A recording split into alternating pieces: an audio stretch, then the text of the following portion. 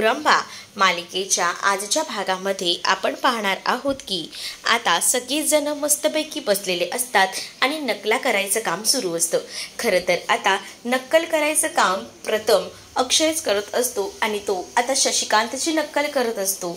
शशिकांतची ज्या वेळेला तो नक्कल करतो तेव्हा शशिकांत तिथे उभे राहून हे सगळं काही पाहत असतो, पण त्याला रागामध्ये अजून आणण्याचं काम हे इरावतीने केलेलं असतं। इरावती मुद्दामून आता शशिकांतला भडकवत असते आणि शशिकांतला म्हणत असते की बघ, तू जे काही आजकाल चांगलं वागतोयस ना त्याचे परिणाम, खरं तर तुझ्यासाठी हा दुधाचा ग्लास आणला होता, पण मला वाटत नाही की तुझ्यासाठी हा दुधाचा ग्लास आता चालेल असं बोलून ती मुद्दामून शशिकांतला भडकवत असते।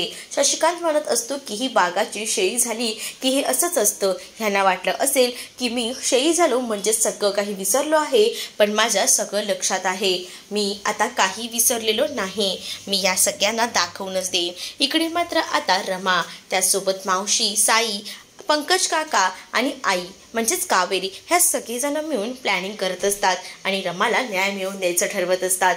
त्याच वेळेला आता साई म्हणत असतो की इरावती आणि माहीचं नक्की कट कारस्थान काय आहे हे आपल्याला शोधायला हवं।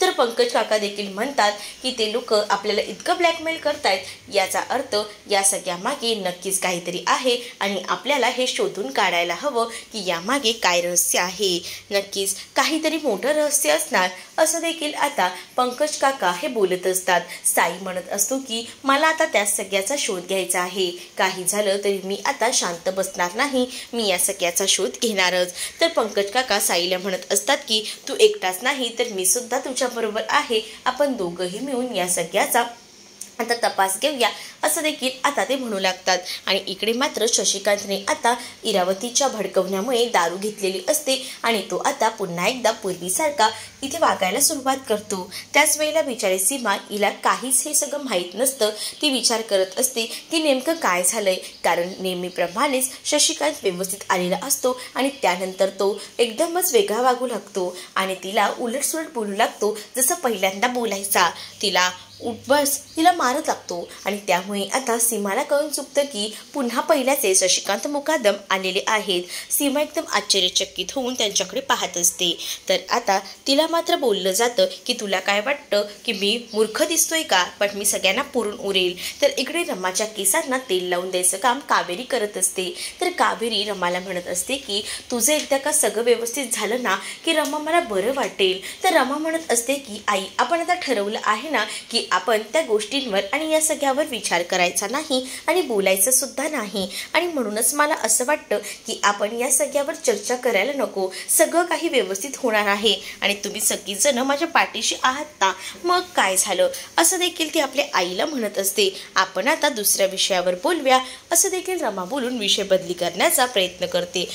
तेवढ्यातच मावशी आता म्हणू लागते की काय गं रमे, तुला सांगू का, माझ्या ना पोटात ना हल्ली इकडे दुखतं तिकडे दुखतं, खरंच काही कळत नाही आणि ते मी मोबाईलला बघून व्हिडिओ बघते आणि काय काय करायचा प्रयत्न करते। त्यावर रमा म्हणत असते की तुला किती वेळा सांगितले मोबाईलवर कोणतेही व्हिडिओज बघू नको, ते काही सगळे खरेच असतात असं नाही आहे, पण तू ऐकशील तर ना। तर कावेरी आता मावशीला म्हणत असते की तू ना तोंडावर ताबा ठेव आणि खाण्यावर सुद्धा, हे सगळं काही आहे ना हे त्याच गोष्टींमुळे होतंय। त्याच वेळेला आता कावेरी रमाला सांगत असते की रमा, तुझं काही एकदा व्यवस्थित झालं ना, म्हणजेच मी डोळे मिठायच्या आधी तुझं सगळं काही व्यवस्थित होऊ दे, मग तर झालं। रमा म्हणत असते की आई प्लीज असं बोलू नको ना।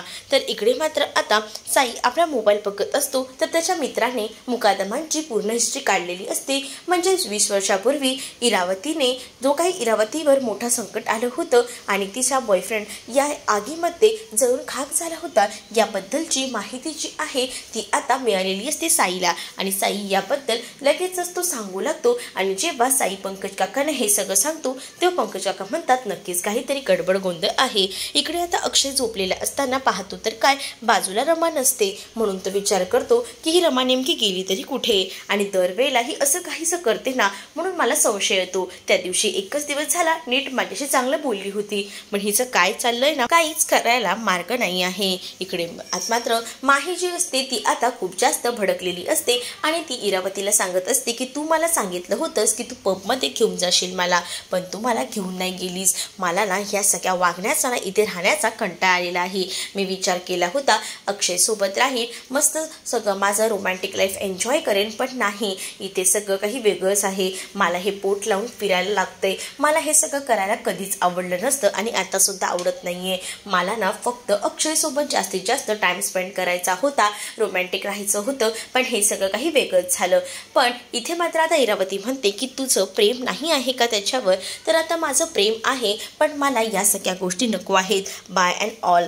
तर इथे मात्र आता अक्षय म्हणत असतो की काय चाललंय या रमाचं, प्रत्येक वेळेला वेगळं काहीतरी करत असते, मग त्याने मला संशय येतो आणि म्हणूनच मी मग विचार करू लागतो. इकडे मात्र आता अक्षय जागेवरनं उठून रमाला शोधायला बाहेर पडत असतो. तर इकडे आता रमा इरावतीला सांगत असते की मला या पोट लावून फिरण्याचा आणि या बायाचा ना वैताग आलाय, कंटाळून गेलीये मी या सगळ्याने. तेवढ्यातच अक्षय दारावर उभा असतो आणि अक्षयने हे वाक्य ऐकलेलं असतं की या बायामुळे मी कंटाळून गेली. त्याच वेळेला आता अक्षय तिथे येतो आणि अक्षय म्हणू लागतो की तू आता काय म्हणालीस? जी रमा बायासाठी आतुर होती, ज्या रमाने आरताला सुद्धा आपलं मायेचं प्रेम दिलं आणि तीच रमा आज आपल्या बायासाठी कंटाळली, हे काहीतरी वेगळंच ऐकतोय. मला तू आपली रमा वाटतच नाहीये, असं देखील अक्षय आता त्या माहीकडे बघून बोलत असतो. त्यामुळे आता माही खूप जास्त घाबरलेली असते. त्या प्रसंगी तिला काय बोलावं काही सुचत नाही. ती शांतच राहते. त्यावेळेला इरावती त्या दोघांनाही आतमध्ये घेऊन येते आणि म्हणत असते की तुम्ही दोघंही जण बसा, मी तुमच्यासाठी कॉफी घेऊन येते. मात्र आता अक्षय म्हणत असतो की नाही, मला कॉफी वगैरे काही नको इतक्या रात्री. ही आता काय बोलत होती त्याचं उत्तर मला वेगळं हवं आहे, काही झालं तरी सुद्धा. तर त्याच वेळेला आता इरावती जी आहे ती म्हणत असते की तुला काय सांगू, हे सगळं ना सीमामुळे झालंय. सीमाने आता काय केले अक्षय विचारतो. त्याच वेळेला मुद्दामून खोटा आता अक्षयला सांगू लागते ती आणि म्हणत असते की तुला माहीत नसेल, पण मी तुला एक गोष्ट सांगते की काय आहे ना, सीमासारखे ते देव हे सगळं काही भोळेपणा करते ना, आणि त्यामुळे या सगळ्याचा त्रास आहे ना रमाला होतो. प्रत्येक वेळेला रमाला ती हे कर, मग ते करू नकोस, मग ते केल्यावर तो परिणाम होईल, हे सगळं सांगून आहे ना तिला एकदम इरिटेट करते. त्यामुळे तिला या सगळ्या गोष्टीचा कंटाळा आलाय. पण ती सीमाला याबद्दल बोलू शकत नाही ना, ती माझ्यासोबत या सगळ्या गोष्टी शेअर करत होती आणि तेव्हाच मला कळलं. त्यामुळेच ती या सगळ्याला कंटाळली होती. फक्त तिने तिचं मन जे होतं ते माझ्यासमोर मोकळं केलं, बस एवढंच. अक्षय तेवढं तरी तू समजून घे ना, ती प्रेग्नेंट आहे, तिचे मूड स्विंग्स होतात, असं देखील आता ती म्हणत असते आणि तूच समजून घेशील ना, कारण तुला तर माहिती आहे सीमाचा स्वभाव कसा आहे. अक्षय म्हणतो की हो मला माहिती आहे, माझी आई देवभोळी आहे, पण हे सगळं काही रमाच्या चांगल्यासाठीच करेल ना. पण आता जी इरावती असते ती म्हणत असते की हो हे सगळं बरोबर आहे, पण या माहीचा विचार सुद्धा करायला हवा ना. तिने असं म्हटल्यानंतर माही तिच्याकडे पाहत राहते. तर अक्षय म्हणतो तू काय म्हणालीस? त्यावर इरावती लगेचच फिरवते आणि म्हणत असते की मी म्हटलं हिने विचार करायला पाहिजे, असं म्हणून ती माहीचं मीही असं फिरवून टाकते आणि त्यामुळे आता अक्षयला जरा देखील संशय येत नाही. दुसऱ्या दिवशी सकाळी आता मुद्दामून सीमाला अक्षयच्या नजरेत पाडण्यासाठी आणि जे खरं आहे ती बोललेली आहे हे सगळं काही गोष्टी खरं करण्यासाठी इरावतीने आता काही सामान ते सीमाला दिलेलं असतं आणि सीमाला सांगितलेलं असतं की हे अत्तर आहे, हे थोडं मुद्दामून असं सांगितलेलं असतं की रमाच्या अंगावर थोडं शिडकाव कर आणि त्याचसोबत हे जे अत्तर आहे ना हे छोटंसं हिच्या कानाच्या मागे हे कापसाने लाव. हे सगळे प्रकार जे आहेत ना, हे भोंदू बाबासारखे प्रकार जे आहेत ते इरावतीने मुद्दामून सीमाला रमाच्या बाबतीत करायला सांगितलेले असतात, जेणेकरून अक्षय सीमावर चिडेल आणि त्यामुळेच त्या सगळ्या गोष्टींवर विश्वास बसेल. हे सगळं इरावतीचं प्लॅनिंग असतं आणि बिचारी ही भोळी सीमा हे सगळं काही ऐकत असते आणि म्हणत असते की ठीक आहे तू म्हणतेस ना तर मी तसं करते. तर इकडे मात्र इरावती आता जेव्हा मिठी मारते तेव्हा एका वेगळ्याच नजरेने हसत असते. पुढील भागात आपल्याला पाहायला मिळतं इरावती सगळ्या खानदानांचे म्हणजे मुकादमांचे फोटो एक एक घेते आणि ते आगीत जाळत असते, कारण तिला या सगळ्याचा बदला घ्यायचा असतो आणि आता या सगळ्यांना एक एक करून आता नासधूस करून या घरात ना हकलून द्यायचं असतं आणि त्याचसाठी ती खरं तर इथे आलेली असते. सगळ्यांचे फोटो ती जाळून टाकते. तर इकडे मात्र साई त्या इरावतीच्या जो बॉयफ्रेंड होता त्याच्या आईला भेटायला गेलेला असतो आणि त्याच वेळेला आता त्या बाईकडनं सगळी इन्फॉर्मेशन काढायचा प्रयत्न करतो आणि त्यानंतर आता रमा आणि साई मिळून आता इरावती इकडे का आली आहे हे सगळ्याच्या शोधात असतात. तर तुम्हाला हा भाग कसा वाटला हे नक्कीच मला कमेंट करून सांगा आणि अशाच नवनवीन भागांसाठी आपल्या चॅनलला सुद्धा सबस्क्राईब नक्कीच करा.